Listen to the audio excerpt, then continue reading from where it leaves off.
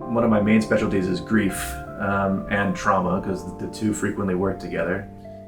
You know, you bring up the name grief in a room here, and everybody has the same reaction to it. They're like, I don't want to talk about that, but I need to talk about that.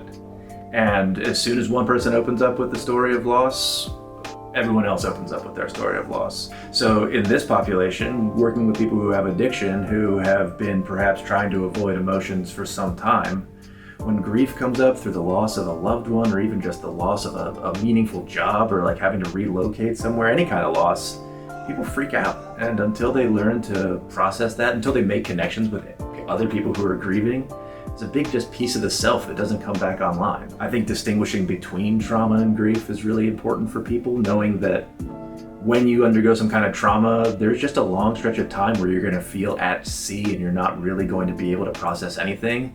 But when you start coming back online and really feeling like your full body's like back and your mind is clear, then the emotional pain comes.